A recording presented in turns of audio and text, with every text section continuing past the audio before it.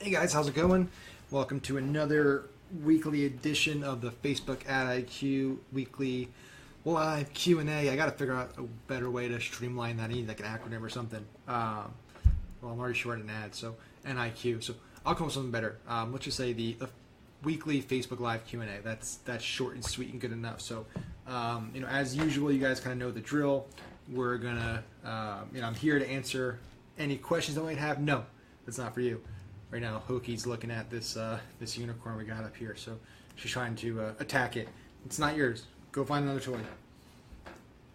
So yeah, we're as usual. I'm here to answer any Facebook ad related questions, and my phone is not charging, so that's good because this cord looks like it's been bitten in half. So I have some topics we can talk about, but really I want to get these weekly live Q&As much more interactive than they are right now. Frankly, like the last few ones have kind of been just me talking, and I kind of do that throughout the week anyway in the group in different Facebook lives.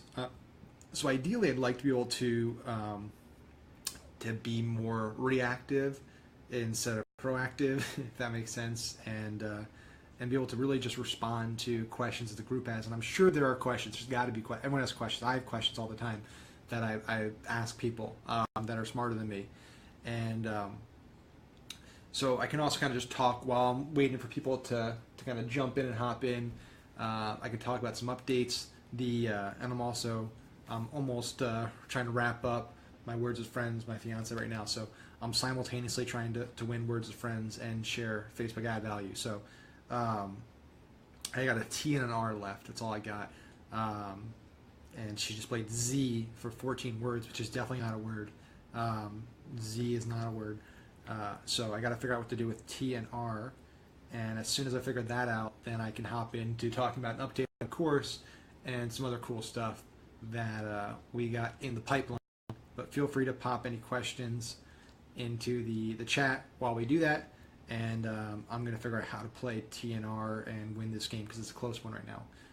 And if you want to play Words with Friends with me, we can play Words with Friends. You can message me on Facebook, and I love to kill time with Words with Friends. So we can certainly do that, and we can play for stakes. Maybe I got to do like a free 30-minute consulting session for you if you beat me or something. So we can definitely increase the stakes there. And I got nothing. Tree with one E. That's not a word. I'm really struggling right now to tra. Let's see if tra's a word. And it doesn't look like tra is a word, so that's no good either. Let's see what I got.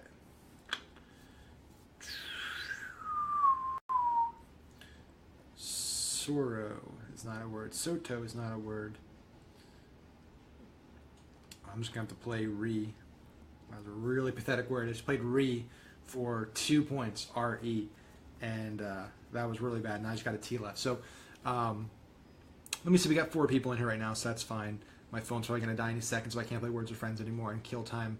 But yeah, so let's talk about the course for a second. I haven't really, I'm not a big, if anybody kind of knows me well, they know one of my weaknesses is by far selling. I'm really, really good at getting people to buy things using Facebook ads, digital marketing. I'm really, really bad at selling myself. I have a hard time asking people for money and charging for my time. That's why I give away a lot of free information. It's not the fact that I just like being nice, the fact that it's not a strong suit of mine. So the reason I've been talked a lot about my course is really that I haven't wanted to be too promoty and pushy and salesy. Let's see, if you want a free consulting session, you can have a free consulting session, but you got to win first. So we can start that on the next game, or we can play for Hoki because she's right here, right, Hokes? Yeah. So we can play for her. Ownership of Hoki. Trying to see if I can share. The problem with doing Facebook Lives in the group sometimes is that I want to be able to share this out, and it makes it tough to do that inside a group. So that's sometimes a challenging thing. Everyone else can easily share. I'm trying to, I don't want my phone to die, so I'm trying to go live on our Instagram account simultaneously. So bear with me for a second. And I need to find a power cord. See if I can find one. It actually wants to charge. Let's see. All right, I'm gonna find a power cord.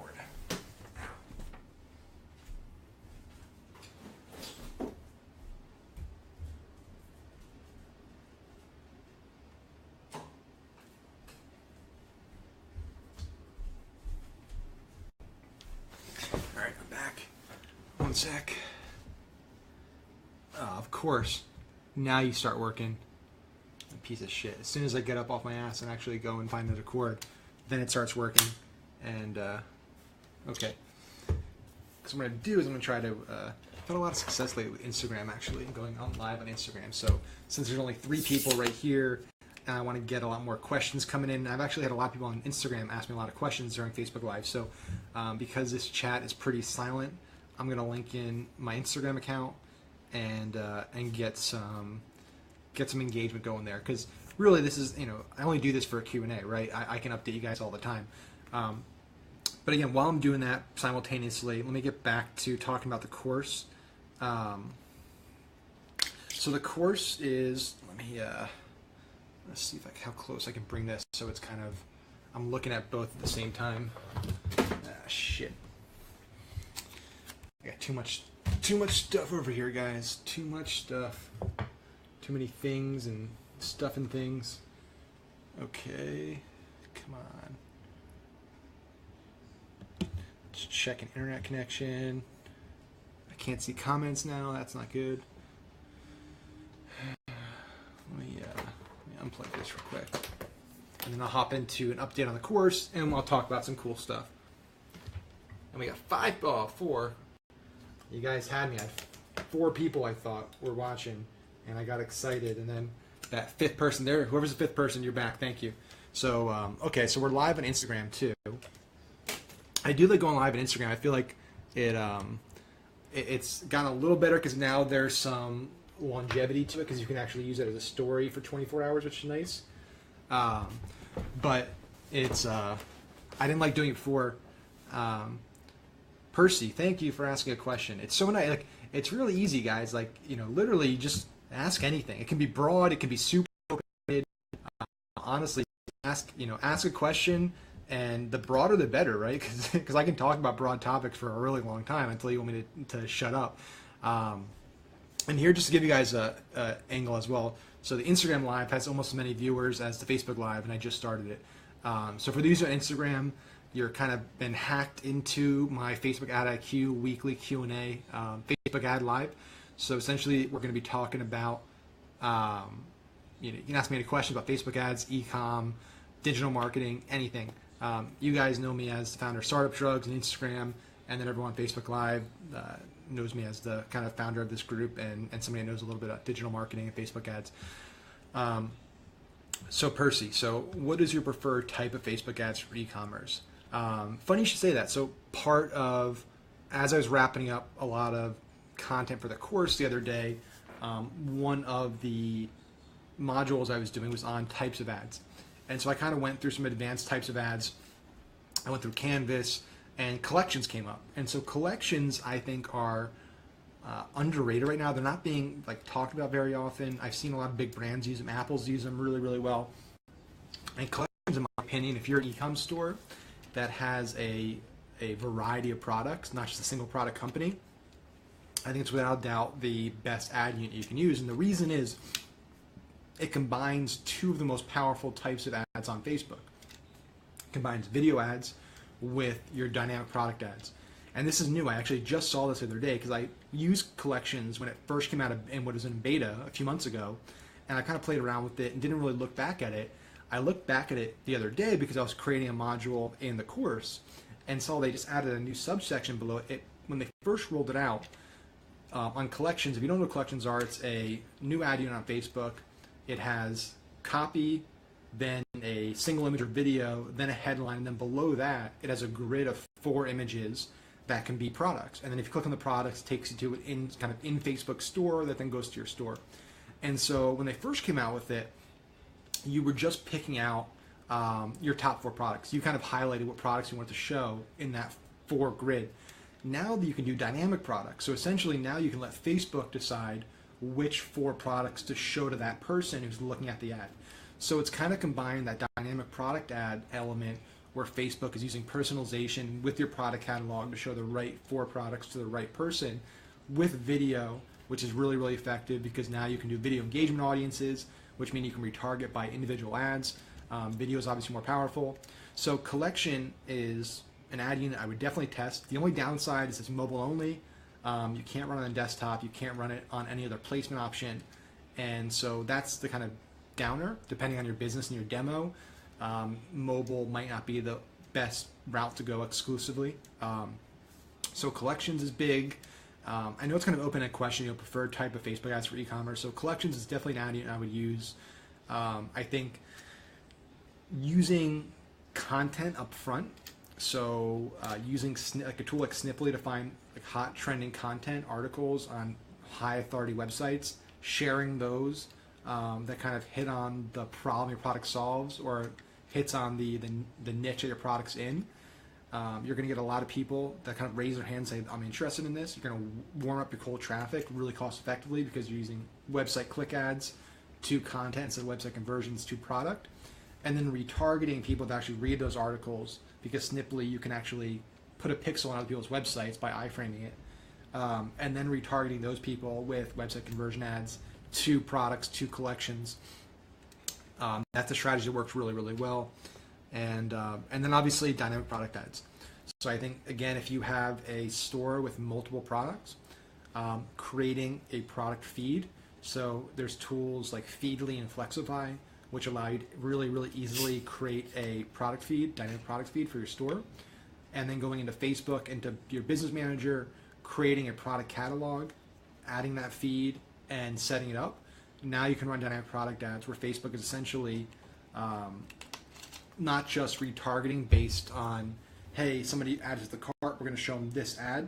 They're actually going to retarget based on what's in their cart. So if you run a carousel retargeting ad, they're going to show you each carousel item might be an item that's actually in that person's cart. So it's a lot more personalized. It's a lot more effective. It allows you to kind of scale your creatives without having to create individual ads for every possible audience. So I hope that answers your question, Percy. So that's Percy's question. That was a good one. All right, Sean asks, and up here for my Instagram people, feel free to ask any question. This is a Q&A, so whatever questions you have, feel free to drop them in. I had a great dialogue last time I was on here with a few people, which was really exciting. All right, Sean asks, what is your preferred ad method for Facebook for selling t-shirts? Or what have you had success with at Startup Drugs? So this is kind of piggybacking on Percy's question. With Startup Drugs, we got lucky in a lot of respects. No, it's not the same answer. I mean, it's part of that answer. It applies to this answer, but I want to make sure. I just got asked a question on Instagram, and I want to make sure it doesn't go through on the feed. 1 sec. What's a realistic CPA? We have an average. And I found it hard to get a profitable place. Okay. So Sean, let me I'll answer your question after this. I just want to answer this guy's question on Instagram because it kind of flows through and I might miss it. So on Instagram, they asked, what's a realistic CPA? We've had an average sale of about $37, and I found it hard to get a profitable, get to a profitable place. And he's, by the way, I'm wearing a Hustle shirt. So I'd love to see you wearing the Hustle shirt. If you want to take a photo and tag us in it, that would be great. We'll feature on the website. But honestly, that question is, there's a lot of variables that go into what a realistic CPA is. So first, I would need to know what your price point of your product is, what your product is itself, and what kind of your demo is for your target audience. Those variables are are all going to determine what a realistic CPA is, right? So if you're selling a $10,000 mastermind, the CPA, what's realistic there, is very different than if you're selling a $20 t-shirt. What I will say is that when you get to a point where you know your numbers and you start to understand this is where I need to be at to be profitable. So my average order value, my AOV for a customer is $50. My CLTV, my customer lifetime value, is $120, and my margins are 50%. Once you know your numbers, you know where you need to be to acquire a customer, right? You know what your CPA needs to be. And so, first of all, you need to think longer term, right? Too many people get focused in the short game, and they get focused on where my CPA needs to be to acquire customers.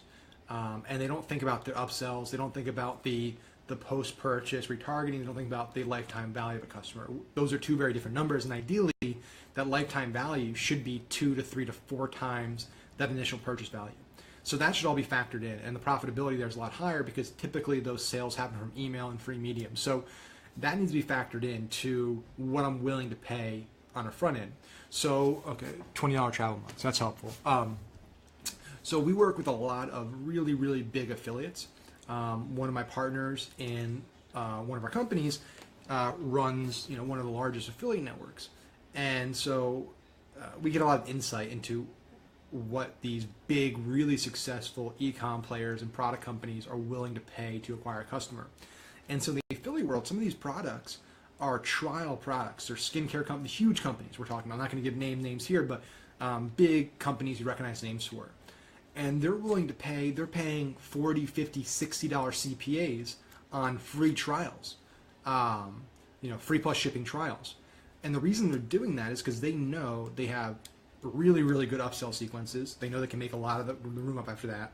And they know that for every trial we acquire, we're going to convert 30% into subscription. And then on average on subscription, the average lifetime is 5-6 months.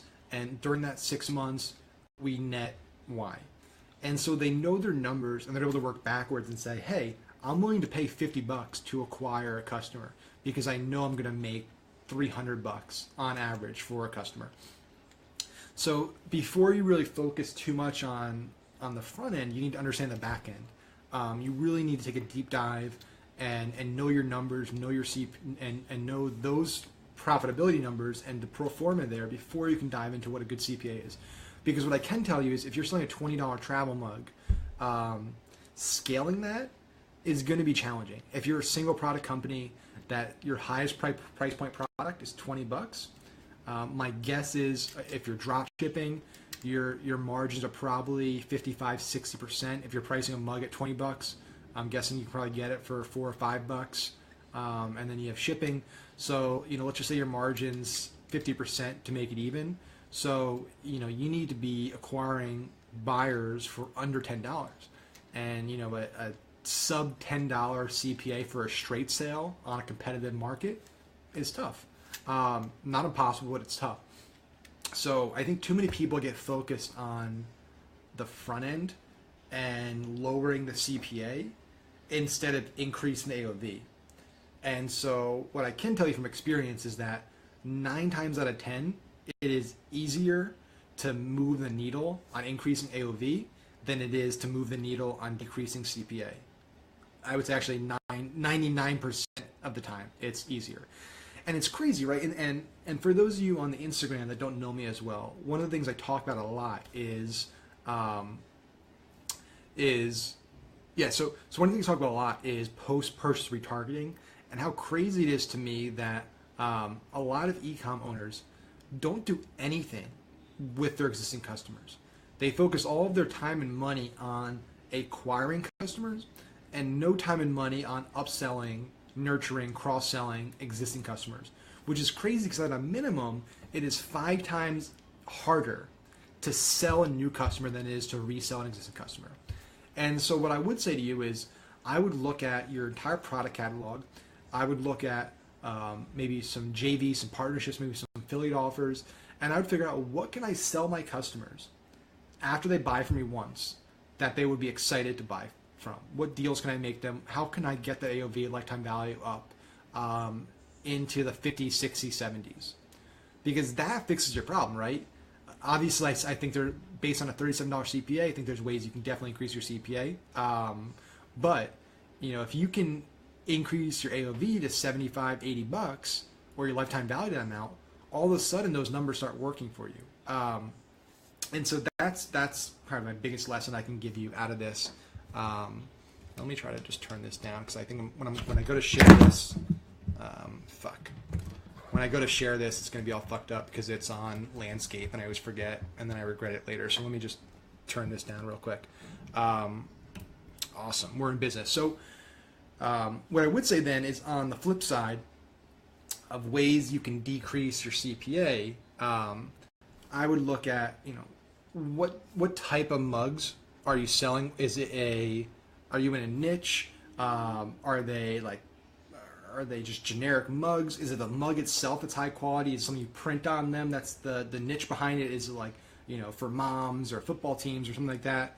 That would help me get a little more info to kind of give you advice on your Facebook ads themselves to kind of decrease that CPA. So if you can give me some of that info, I can give you some advice on your ads. While you do that, I'm going to answer a question from the Facebook group. Anybody on Instagram that is watching this, that wants to be part of the Facebook Ad IQ group, we do this every week. Search Facebook Ad IQ on Facebook, and it's an invite-only group. I'll accept you, and you won't have to worry about missing any of these great lives we do. So, okay, very special mug. Can you elaborate a little bit on that? Just so the more detail you give me, the better it's going to be there. It won't fall when it gets knocked over. That's cool. So it's actually the mug itself that's the product. That's like the unique factor, not the fact that it's like the t-shirt business where it happens to be something printed on it. That's the selling feature. If that's what I'm getting you, that's what it sounds like, right? That it's the product itself. So in that case, I would probably focus on all of the problems that your product solves. I would look at potentially creating some content around that, like a listicle.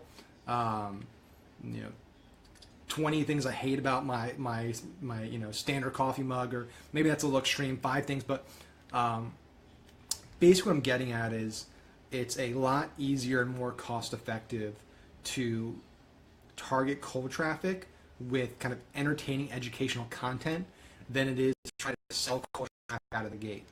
And so we have a lot of success with all of our businesses in engaging that big cold traffic audience with listicles, with videos, even repurposed content, right? Most of us don't have time to hire a blog writer or write content on our own, and why should we? So use a tool like Sniply, find a really great article that's already been written on a high authority site, snip it, you can pixel it so you can retarget that audience, and then boost that post, sharing another person's article from your page, and then you can retarget people that read that article. Find other people's videos, upload them natively to your Facebook page, and then put money behind them as a video view audience, and then retarget people that watch 95% of it. And then I would focus on, I don't know if you have a really good video of the product. I'd imagine that to sell the type of product, having a video showing it getting knocked over and not breaking and not falling would be really compelling. I would create a short, 15 to 30 second, kind of like BuzzFeed or Biz Insider style video, square video, that really hits on those. Yeah, so it's snip, snip.ly. If you don't use Sniply, you're gonna get so much value out of this video just from that one tip. Sniply is like a game-changing tool for marketers on the paid media side of things.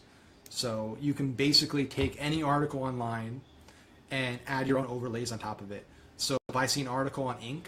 that I want to drive traffic to, but on that article I want to add an email opt-in to the bottom of it for my email list, I can do that. Or I can add a banner image to the bottom. So I'm driving traffic to Inc. People are on Inc.com, but I have my call to action that looks native on the website. And I can also pixel it, my Facebook pixel, so I can retarget people that go to that page. So it's been a game changer for me. I've been using it for about 1.5 years now. I really haven't talked about it much because it's been kind of a secret weapon. But now that I'm coming out with a course, I want to start sharing a lot more. So you'll get a lot of value from that. So yeah, I mean, I think if you can really focus on warming that audience up with content before going right for the straight sale, I think that's going to help a lot. I don't know what type of audiences you're targeting. I think there's a misconception in Facebook ads that you need to have really small targeted audiences, which is not the case. In fact, if you find a small audience that works, you're kind of fucked because you can't scale it.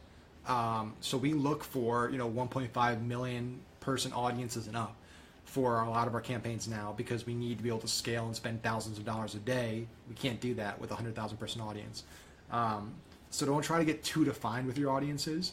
You want to test a lot of audiences on a behavioral, demographic, and interest side that give you enough room to scale. So that's another key misconception. And then also get familiar with manual bidding. Manual bidding has been one of the biggest game changers for me personally over the last year in regards to decreasing my CPA by taking control of what I'm bidding for that action. And when you bid, one thing to keep in mind is that suggested bid, which is typically $30 that Facebook tells you if you don't have enough data on your ad set, is a bid, not a cost, right? So some people get turned off right out of the gate because they think that $30 suggested bid means that they're going to pay $30 for a sale. It's not the case.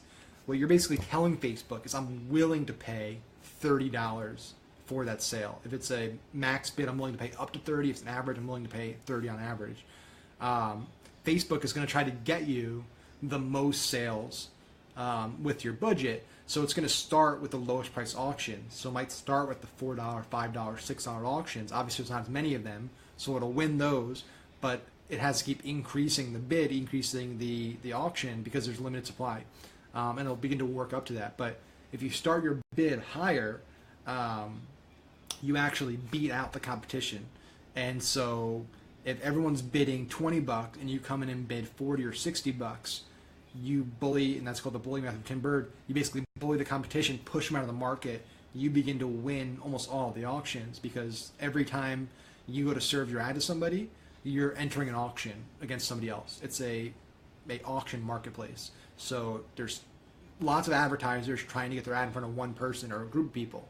So there's competition. So you're basically in an auction and competing against other people, other advertisers for the same person. And so Facebook's taking into account 3 different metrics for that. They're looking at your bid, they're looking at your relevance and quality score, and they're looking at your action score. So bid you can control, obviously, so whoever has the highest bid. Then they're looking at quality score, relevance score, so how high the relevance is of the ad.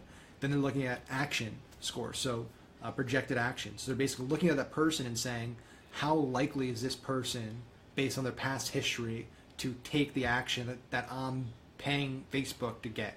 So I'm optimizing for a purchase of my coffee mug. How likely is this person to buy a coffee mug?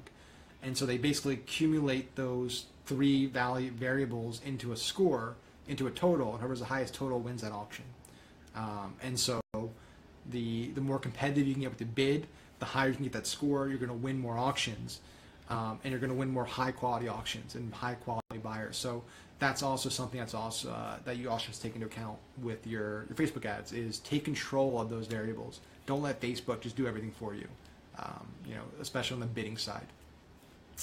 So let me hop back into the Facebook Ad IQ. No problem, Anthony. Generally, when testing, do you put different ad formats to different ad sets, or do you test, for example, video ads, image, slideshow, and same ad set? If you test, for example, 3 images, videos, etc. from the start, and then you want to add new versions, will you add them to the same ad set or create the new one and launch them separately? That's a good question. One of the things I've been testing actually a lot lately, and it's a little, I wouldn't say unconventional, but it's definitely something I never did before, and I've had success with it. It's called the Michigan method. And so the Michigan method essentially is a strategy for testing 803 variations of ads. That's the zip code in Michigan, 803. So I don't go to that extreme, but essentially what the underlying logic behind it, I'm drawing a blank on the guy's name that coined it. He was in a Digital Marketer article. It was really great. Not my idea, so I never take credit for other people's ideas. But basically what he found is that, when he's testing once he's already kind of identified a lot of things that work for him for his campaigns, like ages and genders, and he wants to really refine from there. What he's found is that if you take the conventional road, which is take an ad set and then test 6 to 9 different ad variations under that ad set, Facebook is going to quickly kind of hone in on like 2 or 3 of those 6 to 9, and a lot of the budget is going to go to those. And Facebook obviously has reasons, algorithmic reasons, why it's putting money towards those ads. The problem, though, is the rest of those ads really don't get the spend they need to determine whether they're good or bad ads. And so what eventually happens is, after a few days or a few weeks, depending on how much you're spending, you end up with 6 or 7 ads that just have $40, $50, $60 to spend on, not a lot of trash, not a lot of data, and you turn them off. And you never truly test them to the amount that they should be tested. And so what the Michigan method does is takes a individual targeting option. So let's say you want to target a specific interest, so people that like Apple, and you want to test mobile placement. So you create a campaign that's called mobile, and then within that campaign you have your interest, so it's Apple. So all the now ad sets under this campaign will be mobile. And then you have an interest, that's Apple. And then within that ad set, you create a single ad.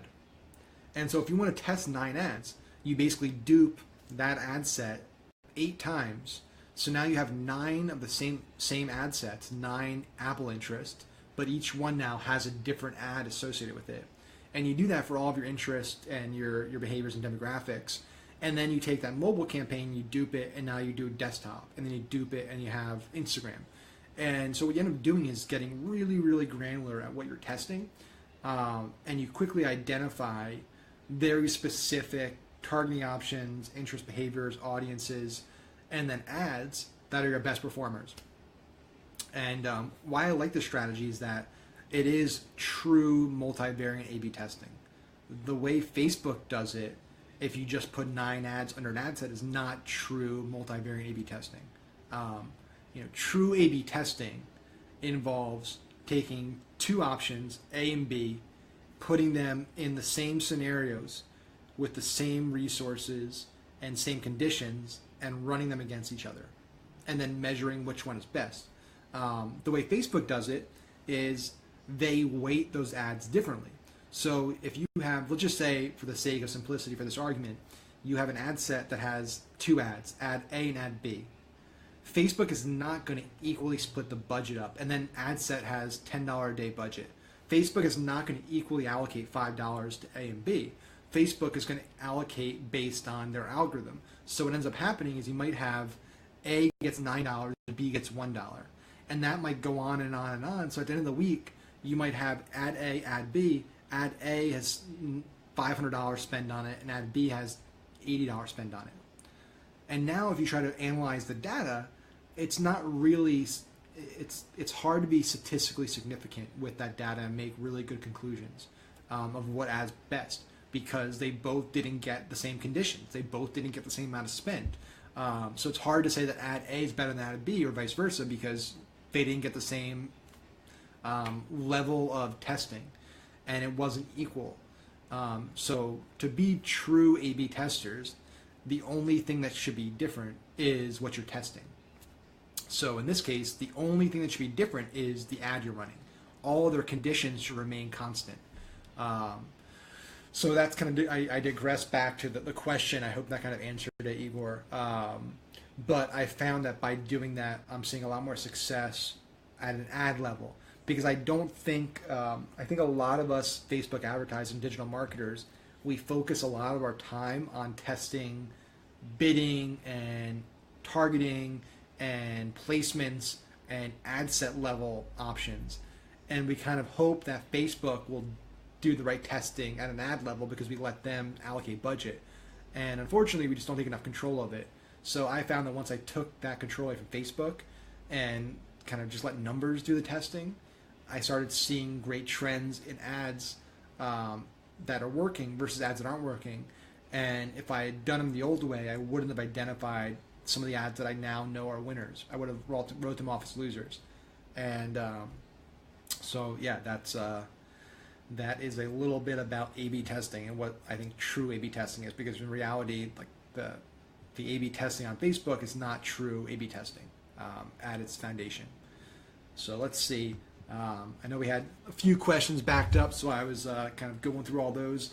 Do we have any other questions? Any econ questions? Any Facebook ad questions? This has been great. I'm going to start doing Instagram Live and Facebook Live simultaneously because it's nice. I'm getting some questions for Instagram, getting some questions from Facebook, and they're all kind of different types of questions as well, which is great.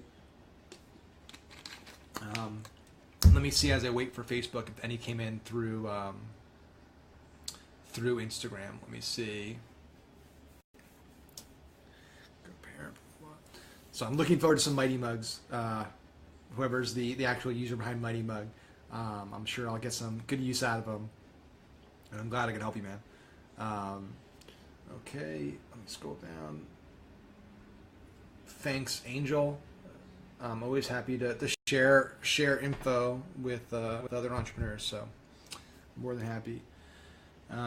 Igor asks, talking about audiences, do you generally try to single out every variable per ad set, or try to layer them on top another in order to get to 1.5 million person audience? So here's an interesting question, right? It's funny how things change, because I remember now that I'm creating my new course, I'm going back and looking at old videos I did from a year or 2 years ago on Facebook advertising, on digital marketing, and I see things that I talked about then that I disagree with now. And it's not so much that they're wrong. They worked for me then. It's just that the way I've done things has kind of evolved, and I found better methods. And so, I used to be a big proponent on layering and detailed targeting when Facebook first came out in Power Editor with the ability to do detailed targeting, where instead of doing and statements, you could do instead of doing or statements, you could do end statements. So your audience actually narrowed instead of expanding when you added layers. I thought that was the greatest thing ever. And it was the greatest thing ever for niche businesses. But as I started to get into this world where we're talking 7, 8, 9 figures, you need to think scaling. That becomes a variable that I used to not have to worry about when it was just me. And so when you bring scaling into the equation, you need to approach audience building and audience creation changes, because now you need to not just think about that initial traction and target. You need to think about how much can I make out of this audience? How big can I take this? How much can I ramp this up before I have to go back to the drawing board? And with the detailed targeting approach, the unfortunate thing is that you need to go back to the drawing board a lot. You exhaust audiences and ads really, really fast, just because of how small audiences can be. And you might think a 500,000 person audience, that's plenty big, and it is for a lot of people, but when you're spending 6, 7 figures a month, that goes by like that. And if you're running a lot of accounts, you don't have time to go back and reinvent the wheel every month or every few weeks. So I typically, for most of our ad accounts now, we have so much data with a lot of them that we're doing, 10% plus lookalike audiences. So we have big audiences that we're going with. We have, 1%, 2%, 3%, we can go up to 10 buyer data, and it's really high quality, and that does really well. I got some tips yesterday from Mohammed, who's part of the group, talking about call to action lookalikes. So there's an engagement-based audience inside Facebook of people that have actually clicked the call to action button in the last 365 days. He said those lookalike audiences are killing it.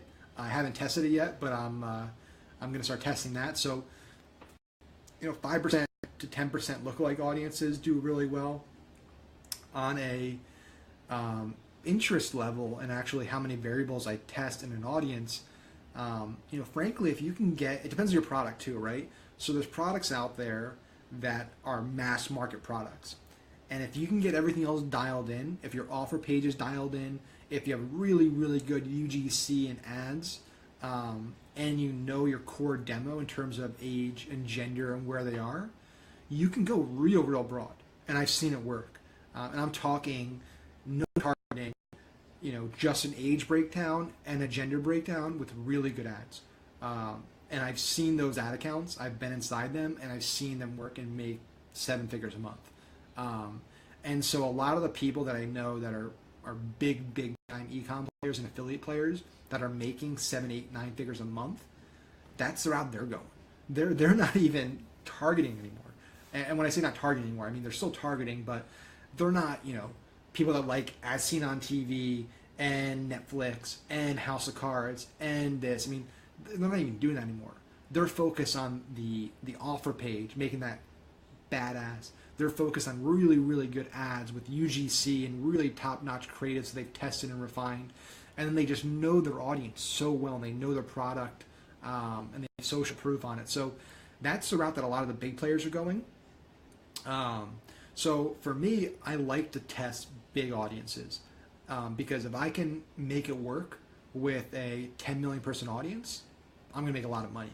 So of course I still test some audiences that have multiple layers, typically, behavior and an interest to combine the two.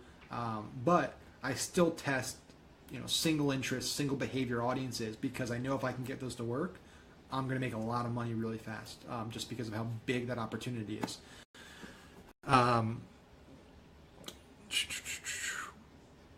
Let's see. What is your main method for collecting emails from Percy? So the funny thing about that is my focus lately has not been collecting emails, and I've actually systematically been going through my ecosystems and removing email capture and substituting it with messenger capture.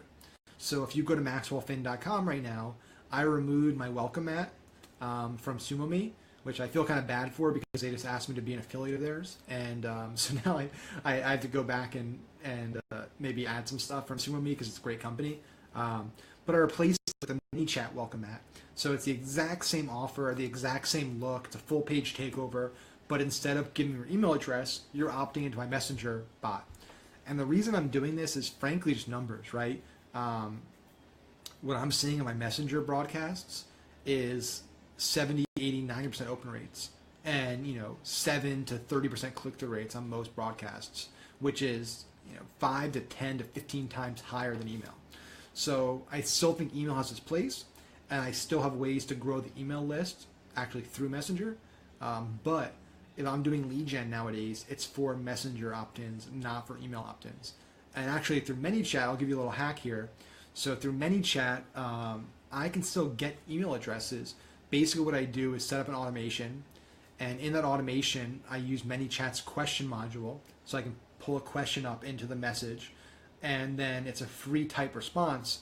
What I basically do is tag that with a custom variable. That custom variable is email.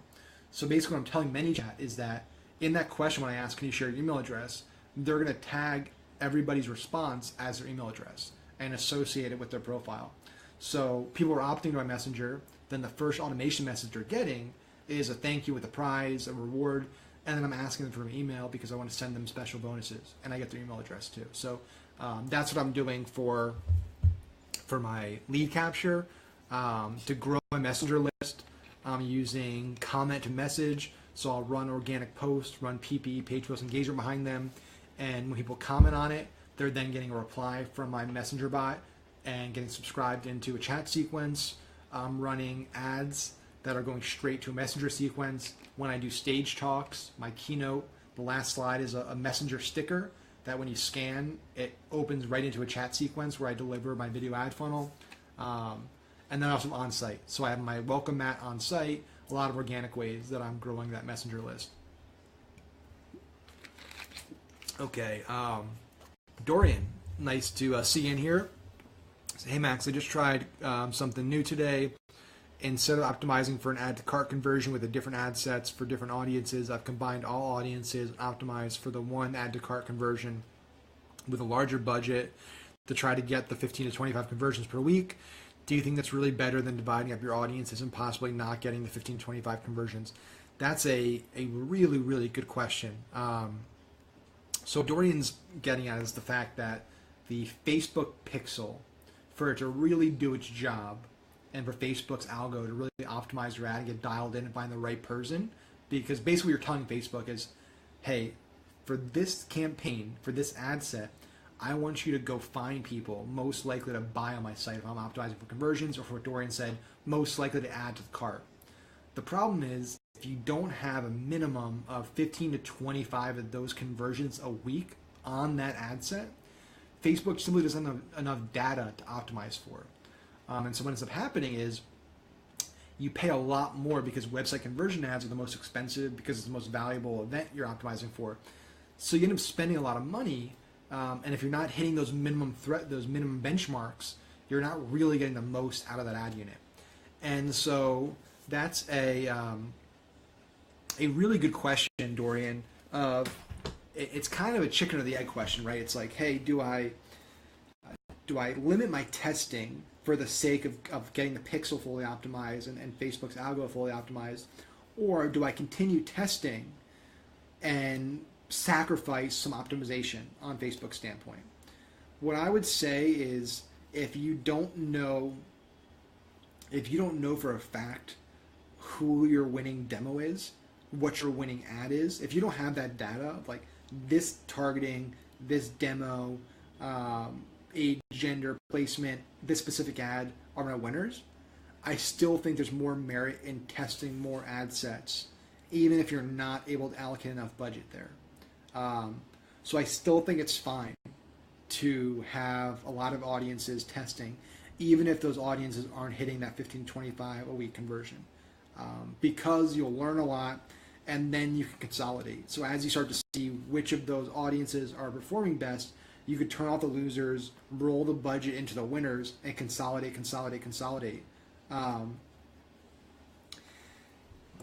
Have you tested running with a straight purchase? So this is another, this is more of like I wouldn't say it's a preference thing, because there's definitely mathematical reasoning behind each one of these approaches. But for example, Ezra Firestone with his ads, he's a big proponent of only optimizing your ad for the next possible step somebody would take in your funnel. And what I mean by that is, your ideal goal with a website conversion ad is for that person to buy. But Ezra's mentality is, if they're a new prospect, the first possible thing they can do is view the product page, which is view content. And then after that, the next possible thing is add to cart. And then after that, it's initiate checkout. And after that's purchase. So each one of those ads should only optimize for that event. And I think it's a good strategy.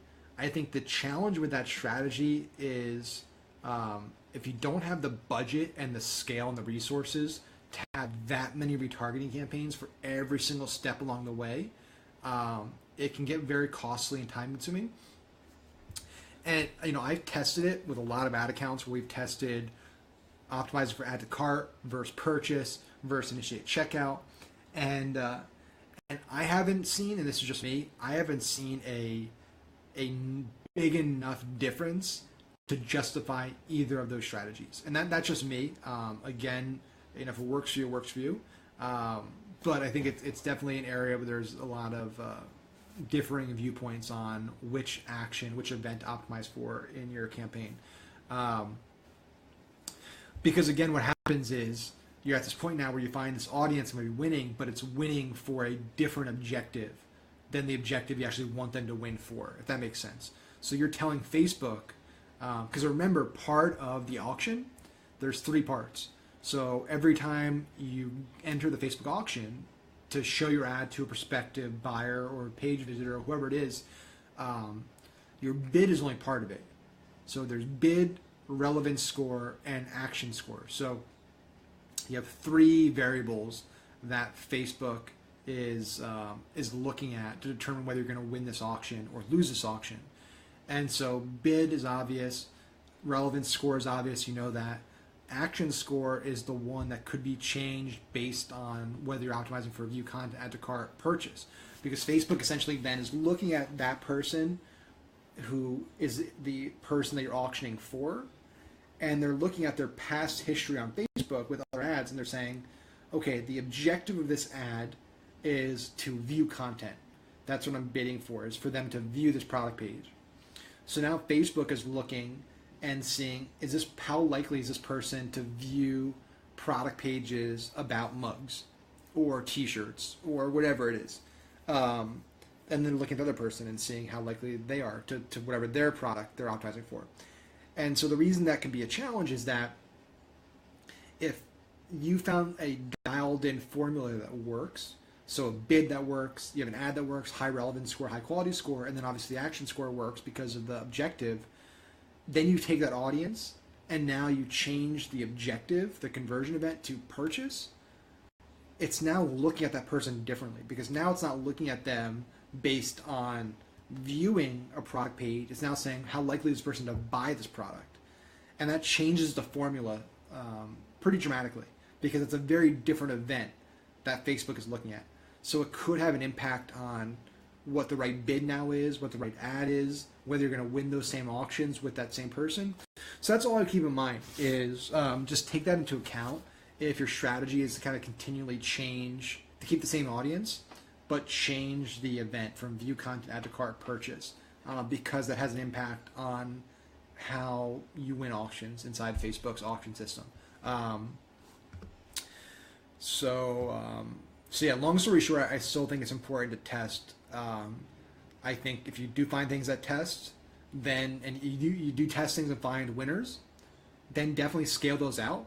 You should always be testing though. There should never be a scenario in your ad account where you're only running one campaign and you just have your winner that you're scaling. Because at some point, that ad is going to stop working. It might be tomorrow, it might be next month, it might be 2 months from now, but at some point it'll stop working and you're going to need a new ad to scale. So you always want to have more tests in the pipeline. You always want to be testing new ad sets, new ads, new targeting options, new features from Facebook, and finding new winners, because you always want to have things in the pipeline ready to go when that thing stops working. So I would definitely continue to test your ad sets, even if you did find a winner. All right, let me see. So Igor asked, for new vertical, do you typically start with auto or manual bids, and how do you set the budget in that case? I mean, like, if I start with a manual $30 per ad set, what should the budget be? I mean, typically I'd set the budget at a minimum 5x. So if your bid is $30, you want to have at least $150 daily budget on that. If it's a new vertical and a new ad account, totally new biz, I would start with automatic bid, because you really want Facebook to be kind of tell you, and you need to know your numbers first, right? If you're going to this new business, new product, new ad account, everything's fresh. You need to know what that CPA average is going to look like. You need to start understanding what your AOV is going to look like. And then once you know those numbers, now you can go back and say, well, okay, I know my AOV is going to be around here. I know it's my profitability, and I know my CPA is going to be in this range. So I'm going to run an average manual bid of X, and maybe I'll test a few variations. So I'll do the range, and I'll test, low bid to high bid. I'll do, 6 to 8 different bid tests in between, and see which one performs best. Or even just use Companion Labs, because they make that super easy to test out the bids early on. So I would do average bid, Companion Labs, and then do it your own and scale it with your own manual bids. What would be your main strategies for local businesses with limited audiences and budgets, like $1,000 monthly budget with 10 to 80,000 audiences? So for local businesses, I think video view to retarget on video view audiences is definitely a strategy that works really, really well. So basically creating a badass video, creating a geofence around the business, a certain radius based on the business and their, how far out their customers need to be, and really saturating that demo, and then retargeting based on 95% video views. So you could almost start really broad. If it's a small area, you might not even have to do targeting. You could just do a video view ad around a radius. Maybe you filter by age or things that are just irrelevant, but just kind of flood and saturate that market with a great video, and then retarget. No call to action, no nothing. Just a video with great copy, and then retarget the 95% video views now with another video with a call to action, and that's probably the way I would go about it. I think the offer ads are really, really solid for local businesses. So run maybe a time-sensitive offer with in-store redemption. So do some discounting do some promos, some BOGOs, depending on the business. Get foot traffic into the store. Trying to think what else I would do for a local business. I think on the UGC and the social side of things, I would gamify a lot of it. So I would bring, a lot of people to the store. I would run some contests. I would do maybe a comment to message contest where, we run a video, maybe even a Facebook Live from the store. If you're like a bar or something like that, you're showing you're making your cocktail. If you're like a smoothie place, you're showing them making a new fresh smoothie, live video showing the recipes and making it. And then I have people, the best comment gets a free smoothie when they come in next, or get something bigger than that. And I would say everyone that comments is going to get, $5 off discount. And then all the people that comment get put into a messenger sequence. And so now I can broadcast to those people whenever I have new flavors, new offers coming out, new deals. So I probably run something like that as well.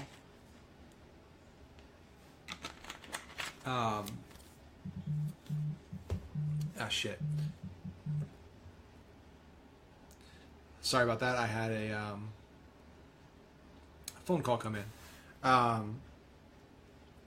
So auto placement is, I think the automated options for Facebook, whether it's auto bid, auto placement, are all great when you're getting started.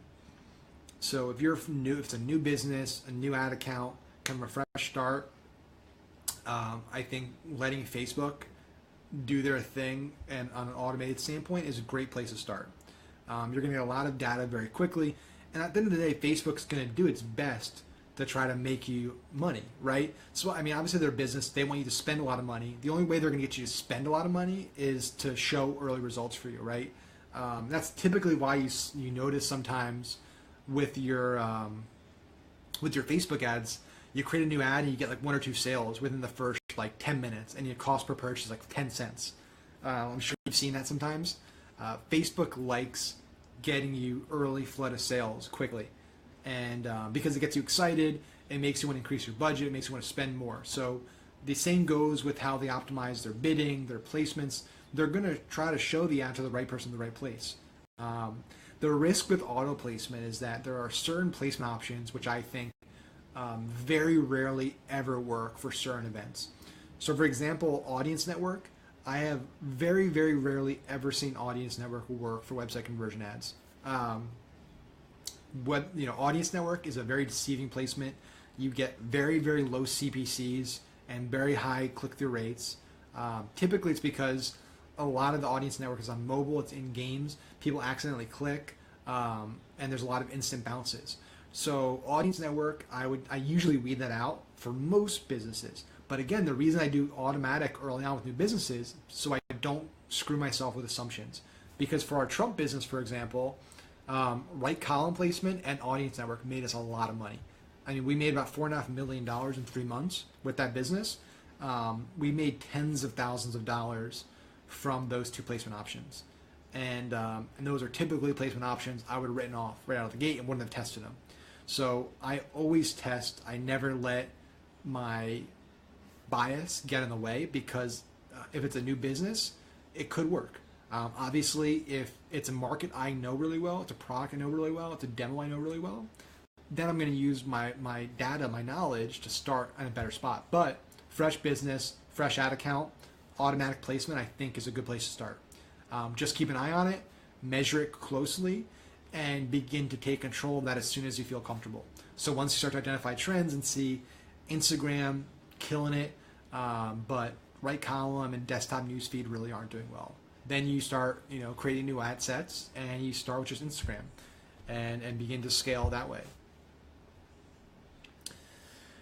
Okay, well, we're about to push an hour. I'm more than happy to answer any additional questions from either my Instagram Live or the Facebook Live.